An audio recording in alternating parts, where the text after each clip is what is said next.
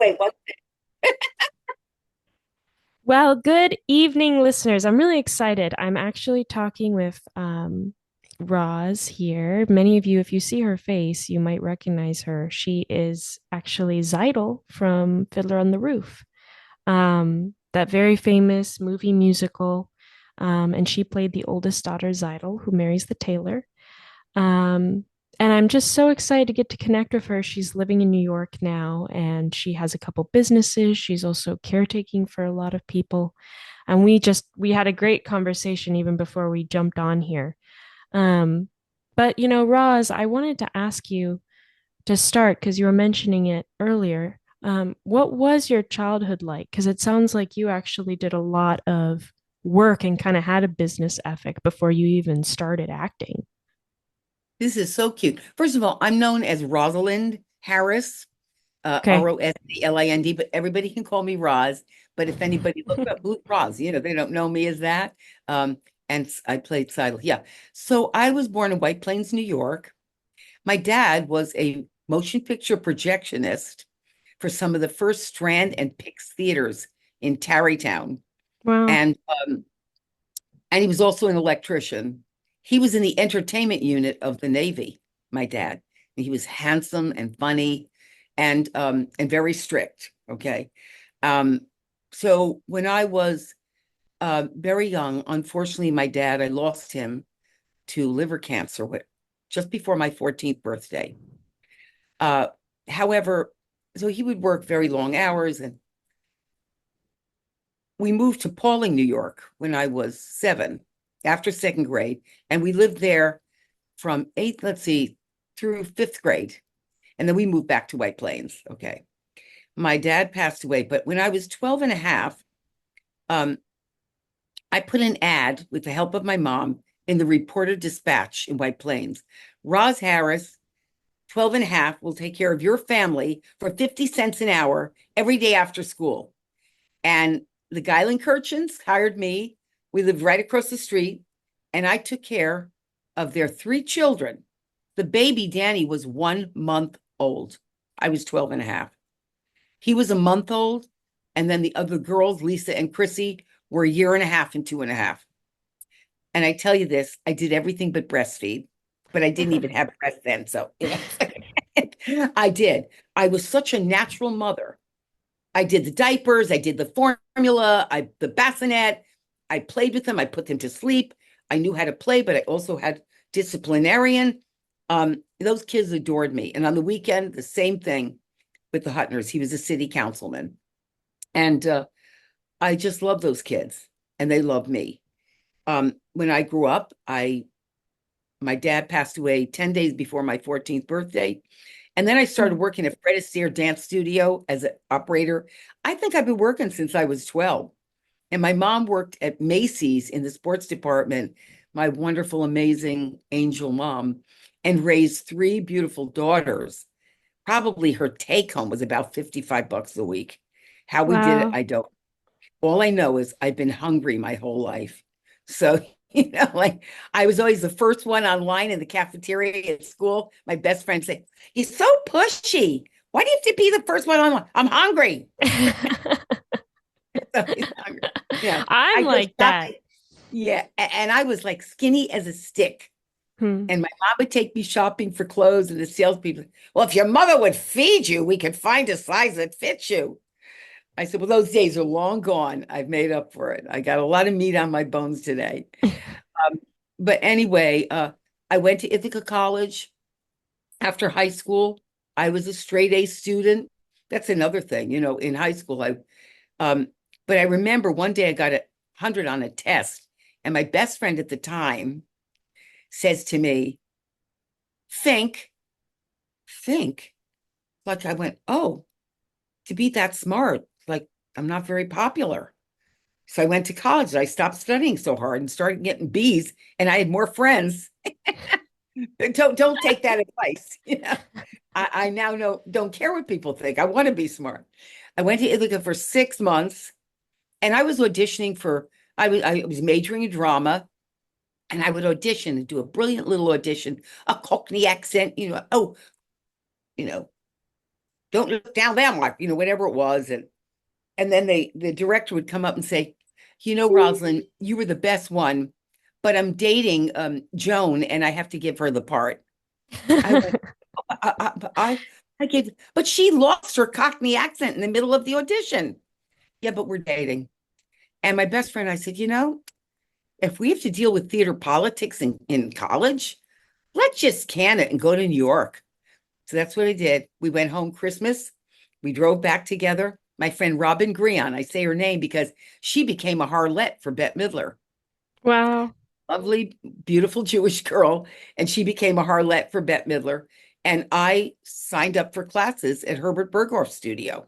But before, and I did my first, I did my first production of Funny Girl. I've done 8 productions of Funny Girl. And I think I was 19, maybe I was 19 by then. And at Lake Placid Playhouse, and just took the town by storm. Streisand was a huge star. And the fact is that I resembled her, and I was a natural clown. And I sang like Merman. I sang like Ethel Merman and got great reviews. And then I went to HB Studio and started studying musical theater and acting. And the rest is history. But during the day, I was a secretary because my mom made all of us study typing. She said, you have to learn to have another trade. And I only typed 40 words a minute, but I had a great personality. So the president of Bank Leumi, the Bank of Israel, hired me to be his evening secretary. And he said, you have to talk to the dignitaries that come in. I have a very funny story about that, actually. Can I say that? Oh, yes, go ahead. There was some big shot came in from somewhere, and we had a little kitchen area next to my desk, and I had one of those old typewriters. And he said, so he'd like some coffee or tea, and I would have to serve them tea and coffee. So I brought in this whole tray with the tea bags and everything on the tray in the middle.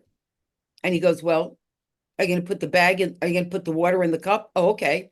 I put it in the cup. You're going to put the bag in the cup? Okay. You're going to put the sugar in the cup? Well, how much would you like? 2 teaspoons. Okay. Going to stir it? Yes, of course. And he's giving me all these instructions. And then I hand him the cup and I said, sir, here's your tea. I refuse to drink it for you. I'll What never did he forget do? that. Was he mad?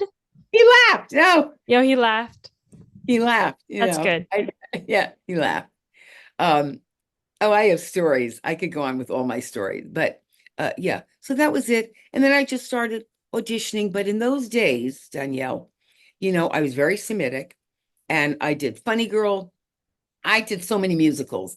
I did Hello Dolly. I played Sweet Charity and Sweet Charity. What are some of the other roles? High Button Shoes. I can't even think all the musicals I did. Well, And then I it's did funny because Shakespeare. I was gonna say you're, in Fiddler, you didn't sing a lot. In which? In Fiddler on the Roof, you didn't really get too Oh, many. well, no. Tzeitel sings Matchmaker. She doesn't have a song of her own. Actually, the only one that has a song of her own is Huddle, Yeah. Michelle Mark, who sings Far From the Home I Love. But in Funny Girl, I had many, many. In fact, I did a film in 1996, which was the last film I did before kind of going another way with my life and my business. And when I did Mrs. Santa Claus, which was Jerry Herman wrote the music, and it was a television movie musical. I'm not sure if it was Hallmark Hall of Fame, might have been, but was Charles Durning, Angela Lansbury, and I played Mrs. Lowenstein. And the story is about Santa Claus is so busy and overwhelmed, and he's not paying any attention to Mrs. Claus. And she goes, I'm going to help him out. I'm going to start delivering some gifts, and I'm going to take the sleigh and do this on my own. Independent woman. She gets in the sleigh, and the sleigh crash lands in New York City. Okay, it's like turn of the century. And so while the horses are being like fixed, Dancer and Prancer, and they're all, somebody recommends my boarding house, and I played the head of a boarding house, and I played Mrs. Lowenstein. At the time, I was, I think, 205 pounds. I was. Wow. I gained a ton of weight. A lot of it was my own personal drama, always if I fell in love, if a relationship didn't work out, oh, it's like time to eat, I know. like it fed my soul yeah. So but I really look good. My skin, I had thick black hair, and I love myself. That movie is really cute, I'll tell you something interesting. Um, Mrs. Lowenstein is from Europe, and she's kind of always has a bag packed because she's so afraid she's gonna have to run out of the country, And so I forgot the story I was going to tell you. Oh dear, what was it? Oh yeah, well, Jerry Herman did come up to me at one point and he said, Rosalind, I wish I'd written you a song. And Hmm. I said, you know what, Jerry? I'm actually kind of glad I don't sing this because I've done so many musicals, and maybe they'll take me more serious as a serious dramatic actress. So I kind of Hmm. now looking back, I wish I had a song, but then I didn't mind. It was a lovely part, and yeah, and then yeah, Well, and then I you were talking about relationships earlier. Did you never were able to find anyone that you could settle down with? oh I found many. No, here's the thing. I fell in love with my first love. I won't say his name because he's kind of well known now. He's very successful. My first love. I was 19, he was 26. We were both studying at HB Studio. Fell madly in love. At one point, I know he proposed to me, but I just wasn't ready. I guess I was scared. But um, the thing is that when I went to do the movie, that relationship ended, and it was very traumatic for me. It Hmm. was so traumatic. I think I grieved over losing that relationship because my parents were very much in love until the day my daddy died. My parents were in love. And in a way, something the kids, like I didn't think a relationship ended. If you love someone, it's forever. You Hmm. know, Yeah. one of the things in my life that I struggle with is letting go. What do you mean we're best friends and now we're not? No, no, no, forever, forever. When my best friend in high school, um, she was a beautiful Italian girl, looked like Gina Lollobrigida. And then there was Funny Me, and we did the dances together and danced together. And well, she had a very strict Italian family. And I remember she'd invite me over for Sunday lunch, brunch or whatever. And I hated the red wine. I mean, come on, I was a kid, it was bitter. I was used to Manischewitz, from Passover. So when they weren't looking, I would dump sugar on the table and scrunch it over with my hand and pour it and mix it in the red wine to make it sweet. I remember that. But anyway, we graduated high school and I'm figuring we're going to be best friends forever. And did I say her first name? I don't know. I don't want to out her, but I call her and she goes, "Oh, Roz," and she got married like right after high school. And I said, "Well, I miss you. What's going on?" She goes, "Oh, I don't need you anymore." I go, Oh "What do my you mean?" gosh, I'm sorry. Well, I'm your best friend. No, I'm married now. I have a husband. That's it. Maybe that's why I never married. I have a That lot is of so harsh. Wow. that was what happened, and I went, okay, but then when the man I fell in love with, that was not okay because my parents were so in love and I just was lost for a long time. Um, but I think it's part of my upbringing, survival. I have a very strong survival instinct. I was working and, and actually, like any good actor, I used it. So I'm doing Funny Girl.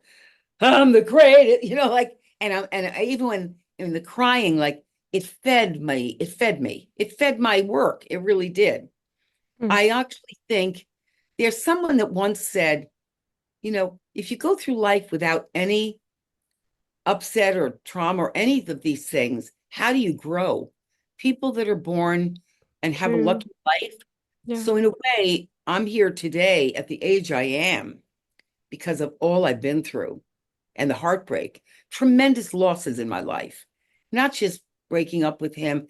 And then a man fell in love with me, and I had a very long relationship with my boyfriend Sam. He proposed to me. Most of the men I dated proposed to me on the second date, you know, but he was kind of angry at his career and at life. And I spent many years trying to change him. And, it wasn't until I got into transformative learning that I realized you can't change a person, you know, you can only empower them and you can get them. If you get somebody, then you don't make them wrong and you don't try to fix them. You just say, boy, that's tough.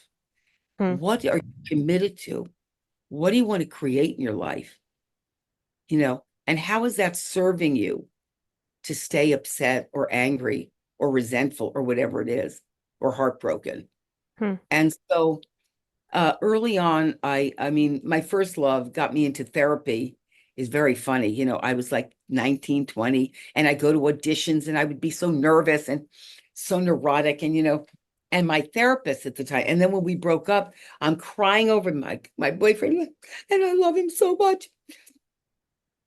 And my doctor used to fall asleep in the middle of my session. Oh no. I'm Yeah, so yeah. Yeah, sorry. Dr. Mangan, I know he's gone now. He was Afro-American. I loved him. And, and anyway, and I'd say, sleep, it's okay. I know I'm boring. It's okay. You can, Oh. like, really, I felt so guilty that I told him the same story over and over and every week, that I let him sleep. Then I gave him a check for $40 or whatever it was. And yeah, in between relationships, therapy, but I worked a lot. But because I was, I was typed out a lot. I would give an audition. I got a letter once from Alexander Cohen, the producer. He said, Rob, and it was for some music, was it Day in Hollywood, A Night in the Ukraine? I can't remember. And he Hmm. said that was one of the best auditions I've ever seen. Thank you.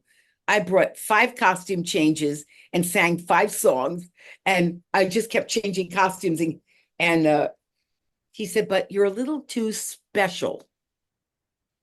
That's right, in the letter, which years later I realized meant you're too Jewish, you're too Oh. Semitic, you know. Um, and I got that a lot. I once auditioned for the Public Theater, and I remember being mortified at the end of it was a Shakespearean play. And they said to me, Rosalind, that was very nice. Could you please give us your profile? And I knew that was it. There I go, Semitic, and we're talking 50 years ago. But I Hmm. knew, oh, my heart, I just felt that was it. And the funniest story is that um, I remember auditioning because I did a number of commercials, funny character types. And I remember my agent called and I auditioned for this product and had it go. And they said they loved you, Roz. And they said they're going to call you in as soon as they have an ad for Egyptian soap. And I said, really? I love Egypt. That's so exciting. Cleopatra. They go, no, Roz. They were being sarcastic. We don't sell Egyptian soap in America. I said, Oh. it was like it was a joke, right? You're so exotic looking. Oh, it wasn't a compliment. It was like, Yeah. Wow. um, but maybe they did sell Egyptian soap, but the point is that they weren't doing commercials for it. Uh, anyway, so that was that. But I worked and I did many, many shows. It wasn't till I was in my mid-30s. When did I start? Yeah, that a friend of mine, my best friend at the time, I had been collecting costume jewelry since I was very young, you know, at garage sales. And then if I went on tour, I think I spent my whole paycheck on jewelry. I just loved costume jewelry. And my best friend was, Roz, you like so much stuff. What probably that's one of the ways I make up for feeling, like abandonment, like stuff makes me feel less abandoned. Hmm. And like I have a lot of stuff. And yeah, that's a problem. But she sent me an article that said rent a table for $20. It was a flea market on the east side. And she said, and I said, well, how do I get there? Hmm. Take a cab. I'm a poor actor. I don't take taxis. I don't even. I said, well, how are you going to get? Take a cab, Raj. You got 2 and I took two big bags of stuff and I put it on my table.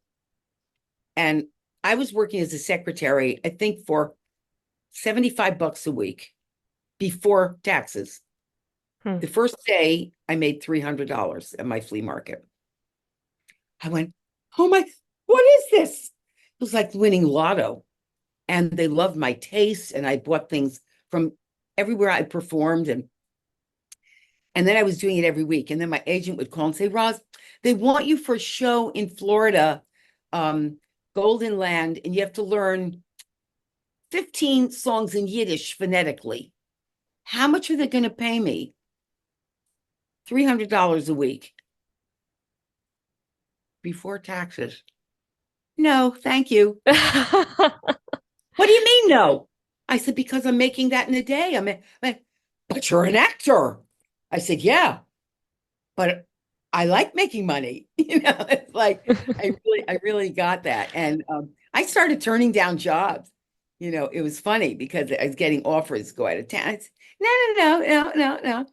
And then when I was 40, a friend of mine, my best friend, took her 4 years, from 36 to 40. She did this program, and I'm not going to say the names of these things, but it was a weekend program.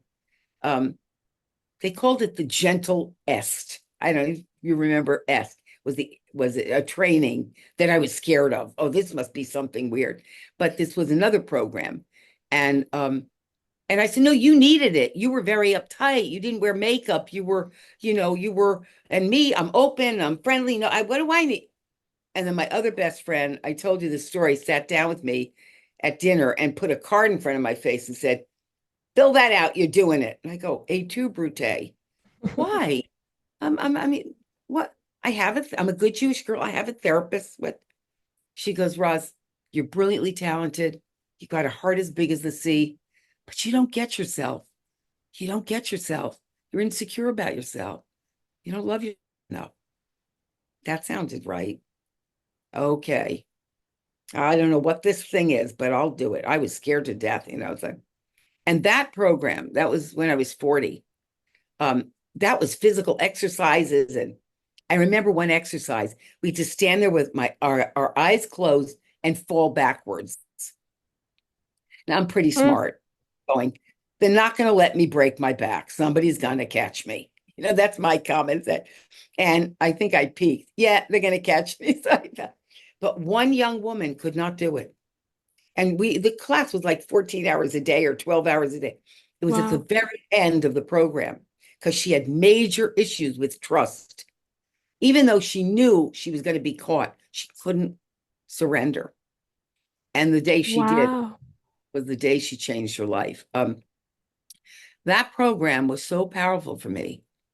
Um, it was so impactful, and everything changed. I was dating my boyfriend, and I went back to him because I was dating Sam from I was 27, like 2 years after I broke up with my first boyfriend, 3 years.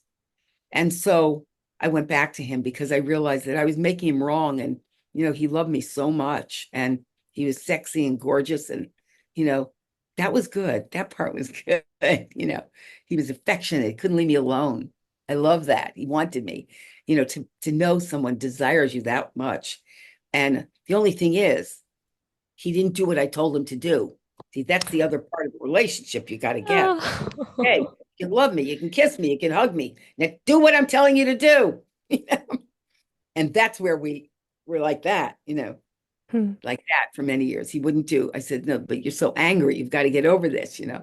Um, anyway, so where are we? So that, Well, what happened to Sam? Did that end up just falling well, apart? my beautiful Samuel Dole, the best man I've ever known, a man of honor and integrity to the letter. Um, and he had a very traumatic childhood. Hmm. Very. Mom had emotional issues. His dad had left them. His dad never said, I love you.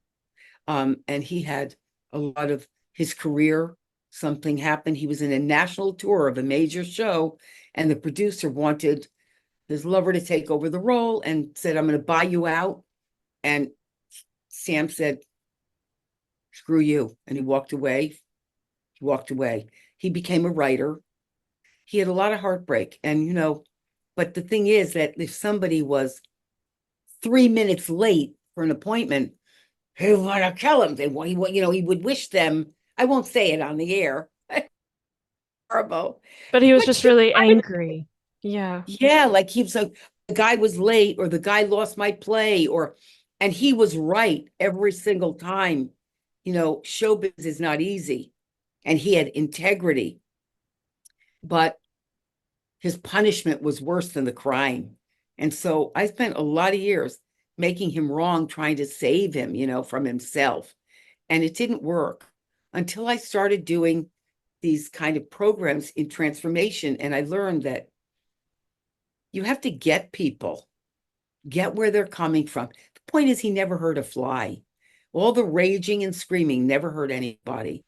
And I'll tell you something for women that are watching this, the first date, and he was a very masculine man and very, powerful man and very sexy. And he could have been, and I said to him, if you ever put your finger on me like this, you're going to get whiplash because I'll be out the door. You're never going to touch me, meaning in a bad way, meaning abusively.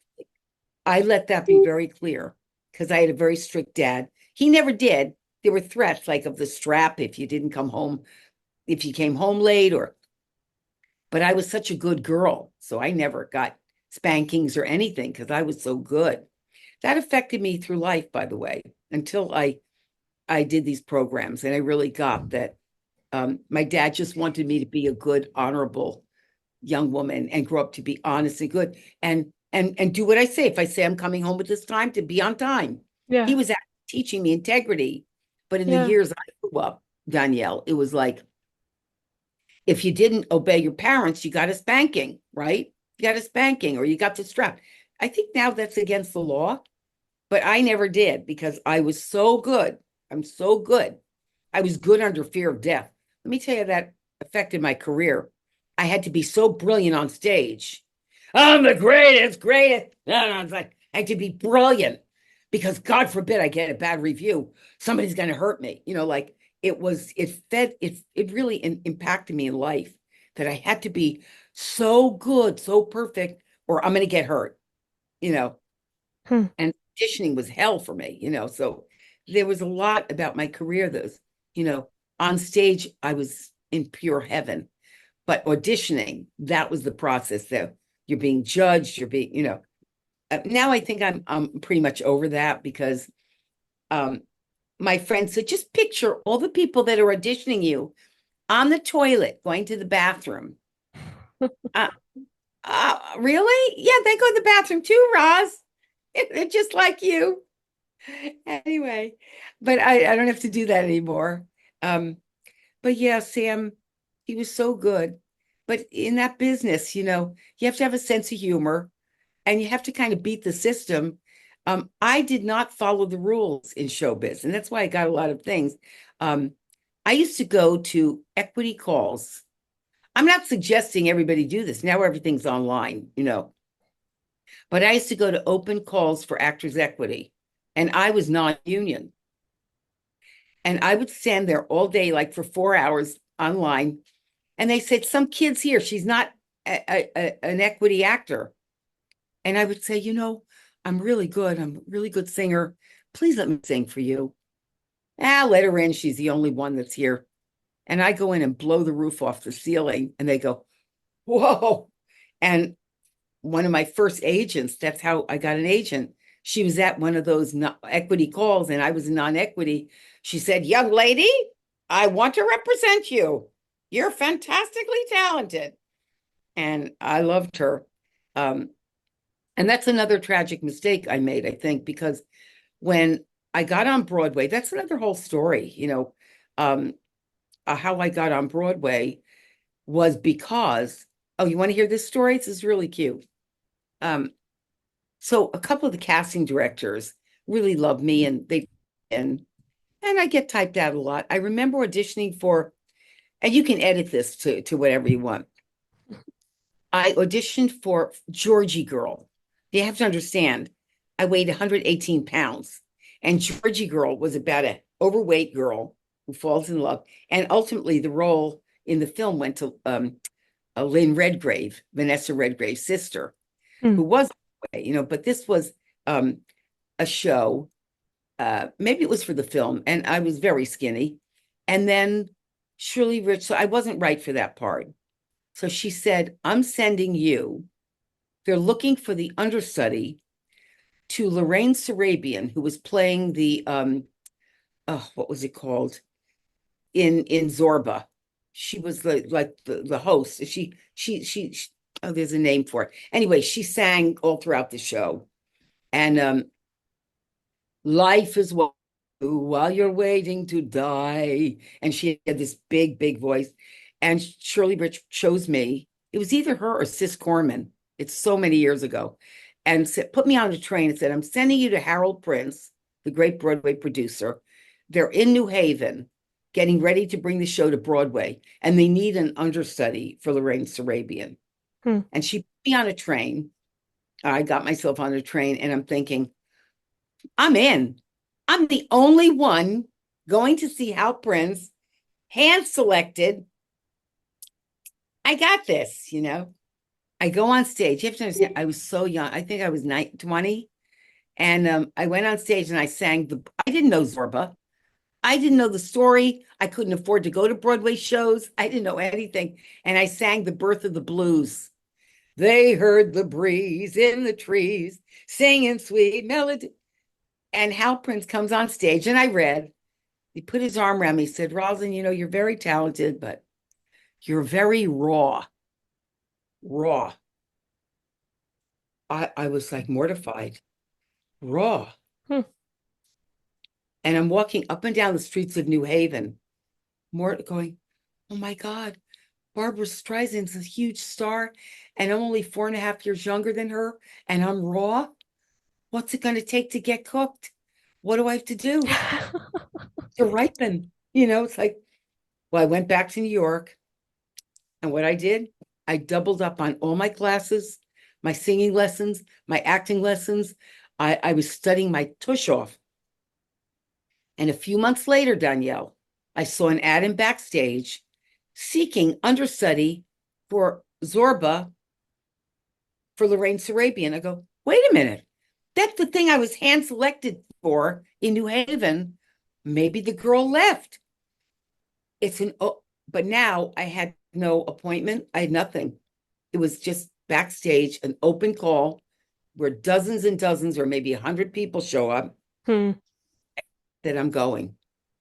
And I went without an appointment. I got online and I waited with everybody else. And I got on stage at the Majestic Theater and I sang and I read. I don't think I read, I sang.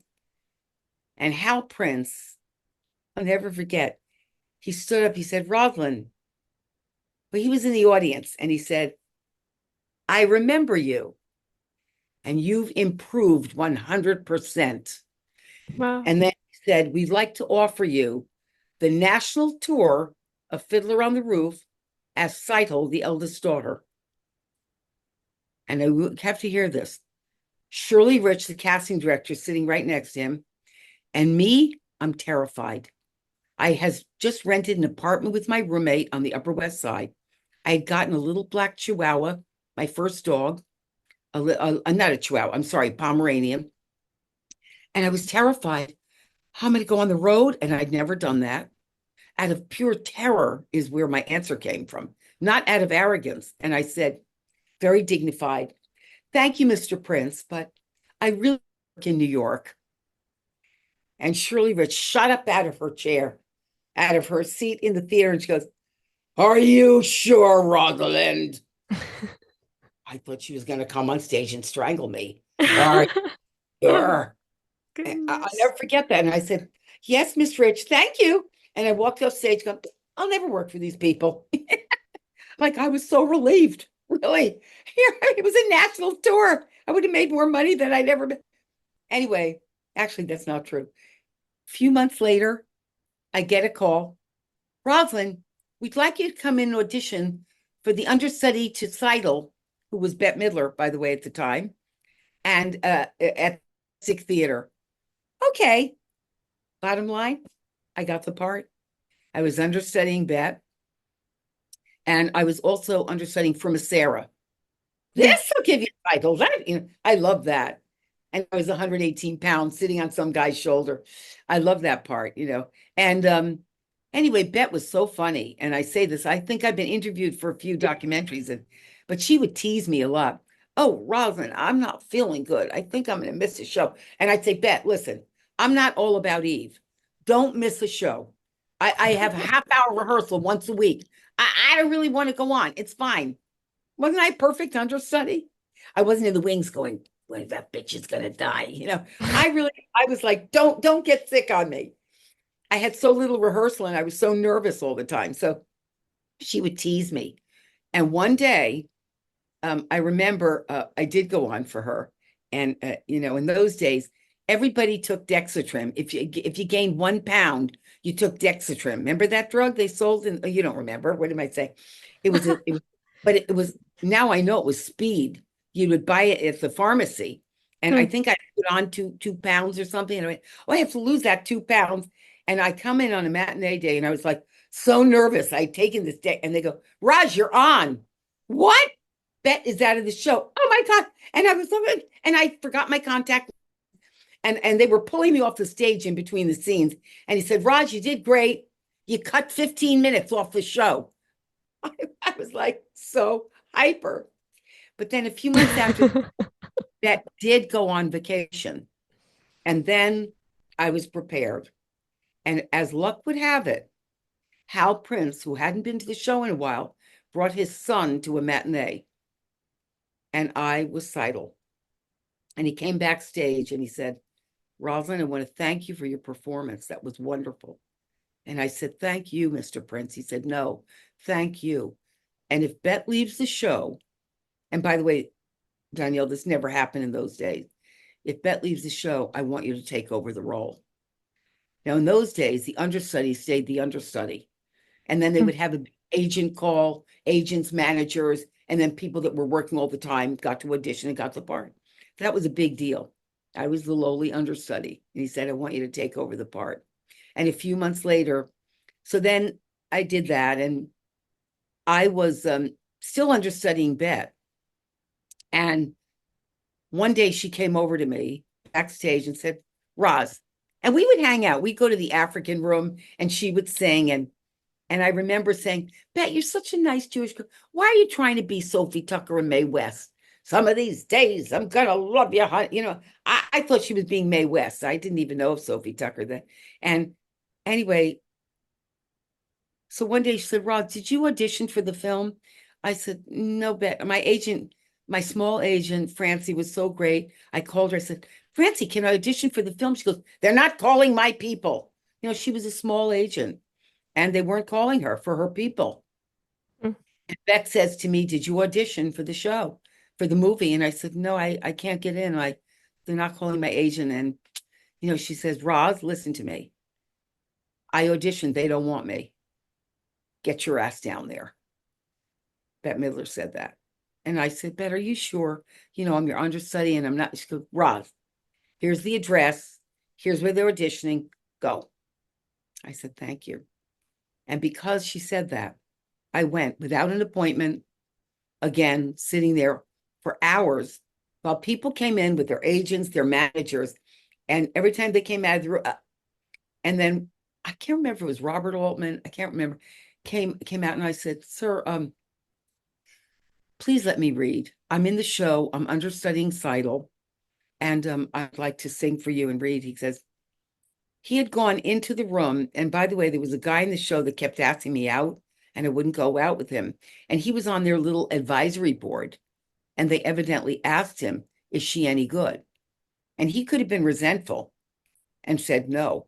But he said yes. And he came out, he goes, okay, kid, come back tomorrow. And I remember my dad said, if you shake hands on it, then you mean your word is gold. I said, right, you got to shake hands on it. Then you mean it. And we did. The next day I went back and I read and I sang and he said, get Norman Jewison. He's at the hotel. And he said, kid, go out and have some tea. I think I had 5 cups of tea. I think I was peeing all day long. I mean, I kept drinking tea. I went in and I read and I sang. Actually, something funny happened. Paul Jabara, God rest your soul, he wrote a show called Rachel Lily Rosenblum, and he read with me. And he came in and it almost blew the audition. He came in and went, Titty, Titty, I got my sewing machine. Tittla, Tittla. He called me some funny name. Titty. I said, and they said, no, her name is Tzeitel, not Titty. Not Tittle. So do it again, because in those days, if you blew it in 5 seconds, you were good. So then we read, and then I sang. And Norman Jewison says to me, what I did for my audition, I sang Matchmaker, all 3 parts for Wow. Tzeitel, for Muddle. I'm running back and forth because I didn't know how to do the song without playing all 3 of the daughters. So Norman says, Rosalind, I want you to sit on your hands and look over here in one and sing to Yenta. Matchmaker, matchmaker, make me a match. Just like to Yenta, alone in your room. And he's walking around me like this with the camera eye, Mm. to see what I would look like. And a month later, I got a call back. 10 in the morning, I did the barn scene. And I remember that day. I don't know, I'm telling you this because this even I haven't told I think in the documentary, but Lynn Stallmaster, the great, great casting director, jumping up and down, so excited. And Norman put his arm around me and I went, uh-huh. It's not definite. And he goes, Raj, you're very gifted. And, everyone has to match. There's a lot to the casting. We have to make sure the family all works. And, uh-huh. And Lynn Stallmaster is behind me, jumping up and down. And I went, this is not a done deal. And I went home, and then Bet left the show. So all those auditions for the film, I was still understudying Bet. I had not even taken over the part. And Mm. then I took the role, and I was in between the matinee and the evening show. I had a little table that I built in my little kitchen on the Upper West Side, a little wood table. And I was in my kitchen. It's a true story. No one knows. Totally naked in between shows with my feet on my little counter, having something to eat. And the phone rings from California. And I answer it and said, Rosalind, hello. This is Lynn Stallmaster. Oh, hello, Mr. Stallmaster. How would you like to be titled in the movie Fiddler on the Roof? That would be lovely. And I let out a big scream and he goes, are you okay? I go, I'm fine. That would be great. I really did that. I had the phone. Yes, I'm fine. And then I called my sister. I'm still naked. She comes over. We're jumping up and down in my hallway for half an hour, screaming our love. And I went to the Wow. show and I had laryngitis that night. I couldn't, I'd scream my guts. And here's the funny part. My dad used to say, until you sign on the dotted line, it's not real. So for 1 month, we were negotiating, and I decided to go to the biggest agent in the business, Milton Goldman of ICM, because my agent, beloved agent, I wasn't signed with her. I was freelancing, and her attitude was, they didn't call me. I'll call you if they call me. And I went, no, that's not good enough. And I went to the biggest agent and I said, hey, I just got a leading role in a $10 million movie. Want to handle me? And he went, okay. Big mistake, though. See, he didn't. Francie believed in me. That's where I was young and I made that mistake. And I signed with them. And but it took 1 month of negotiation. And literally, we were paid SAG minimum. A lot of people think, by the way, I'm wealthy from Fiddler on the Roof. No, but we were paid SAG minimum. But because I had a top agent, I think I got $50 more a week than the other girls. Yeah. At one Wow. point, they were threatening to move on to someone else. And I said to my agent, they went all over the world to find the daughters. Do you really think they're going to let me go? But I don't want to lose the part. It's not worth it. Just settle. And so we did. And one of the things, I was sharing a dressing room. And Faye, this is for you. Faye Menken, who's Howard Menken's sister, the great composer. He's written many, many shows. Beauty and the Beast and a lot of the movies he did the score for. So Faye says to me, you know, Roz, I'm not at all surprised that you got the role. You're so talented. But I really am surprised you kept your mouth shut for a whole month before I signed the contract. I didn't tell anyone. Anyway, that I just wanted to tell you that story. It brings back the fact that I can remember these stories, you know. Yeah. I mean, you're an amazing storyteller. You should start your own podcast. I feel like Well, you people have said that, have a YouTube, because I'm also into integrative medicine. I you work with the, should. You should. It's so much simpler than you think to well, start maybe you'll these help me with things. that because I want to get out there. I decided that I want to become financially stable so that I can help my family and help myself and help others. I'm very philanthropic. At one point in my business, I was making great money. And you don't know how much I was giving $20,000 a year or more to charity. I Hmm. was paying for people's classes. And I don't mean like, please here, take the money and love me. No, I want to make a difference for people. I want to, if someone, the only thing stopping them is some funds, here, go, have what you want. Like Yeah. that's who I am for people. And, you Well, know, Roz, I did want to say just because I love all your stories, but I'm still so curious. What happened to Sam? so Sam, so anyway, um, so in so Sam, I did this one program. We were back together, and then for many years of dating. And at one point, I just was I wasn't happy. You know, it's like I wanted somebody to play with me, to classes I was doing and growing and learning, and he was still stuck in his past with his anger and resentments. And I remember one day in 2008, I called, I said, you know, I don't tell you I love you very much, but I do love you. I'm not happy though, and I'm not in love. And here's what I said that changed both our lives. I said, I stay small to stay with you, so I'm not alone.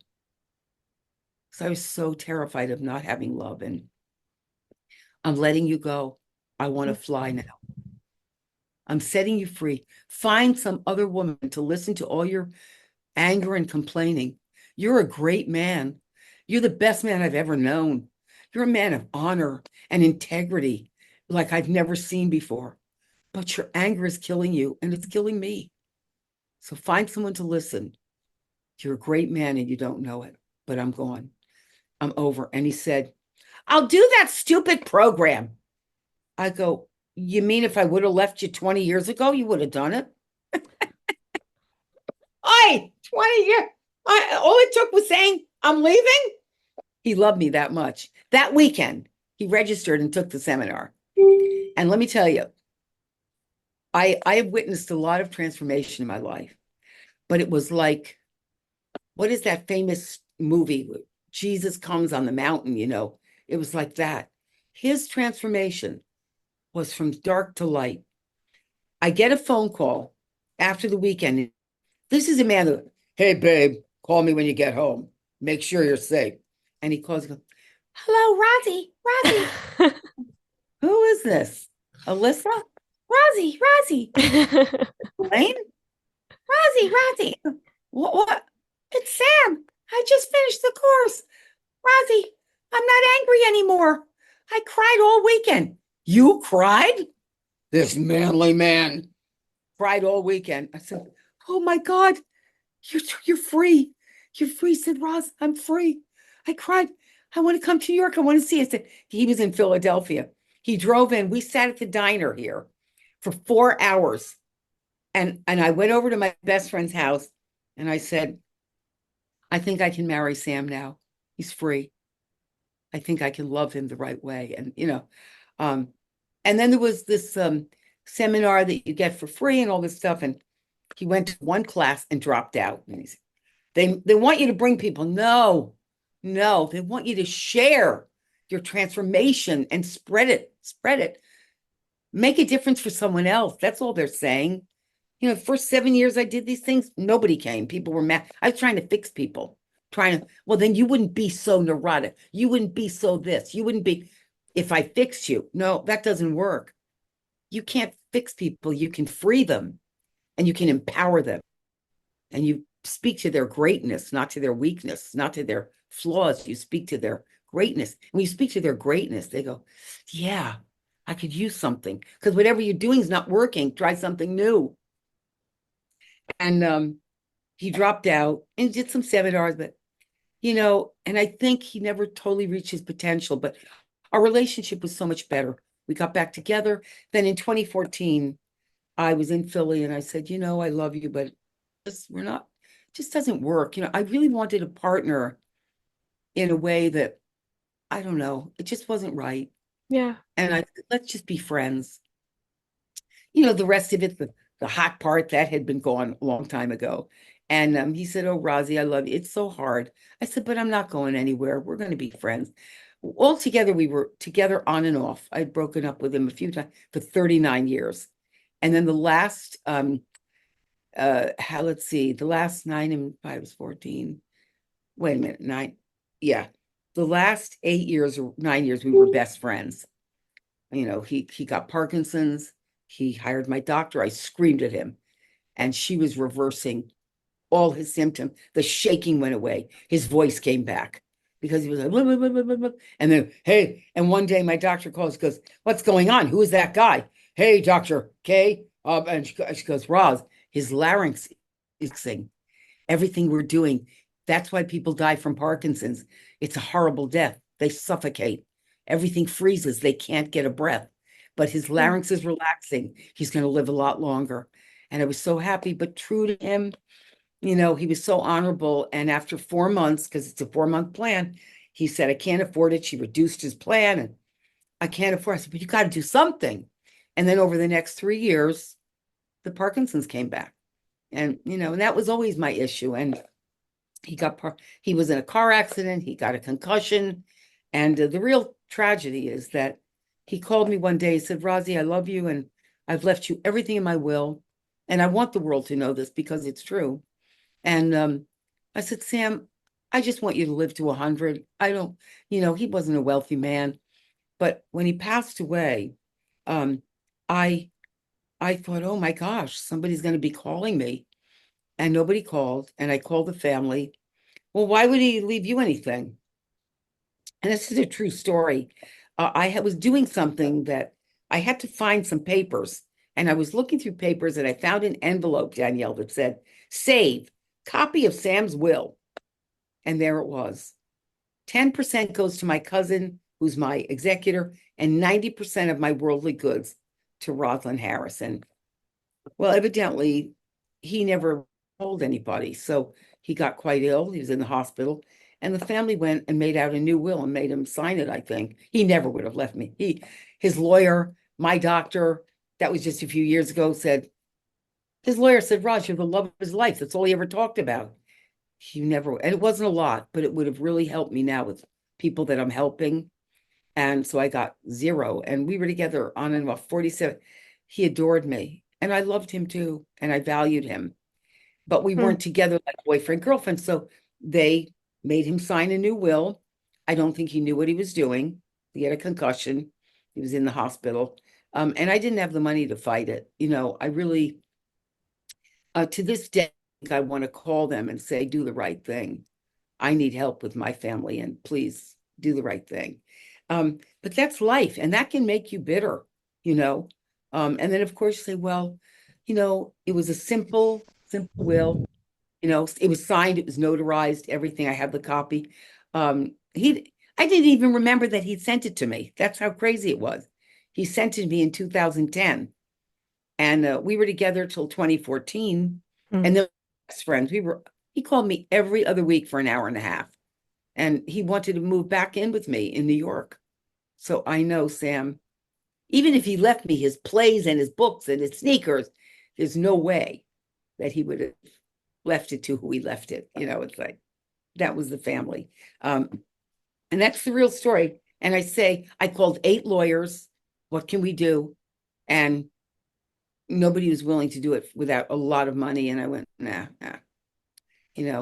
And I went, and I'm okay. He died in 22 and I still love him. And his picture's right in my bathroom. And every time I sit, I think of it. I sit in the bathroom and talk to Sam. That little Well, bathroom. Roz, I'm so grateful for this time. I have to end the podcast because, there's only a certain amount of time, but it's been such a gift. You are such a storyteller. Again, I reiterate, you need to start your own podcast. Well, how But did that? But yeah. I it mean, was it was so great. I love I talking want to to you. I love interview the you stories. because I you're know we gorgeous. have to do a number two. We do, but you're beautiful and you are a treasure for any dentist looking at those teeth. I mean, you're like a gift. Thank Um, you. but God bless you, Danielle, and thank you. I You're hope I look okay welcome. on camera. How'd I look? You look beautiful. Okay. All All right. right. Bye. Bye, sweetheart. Bye. Have a great day.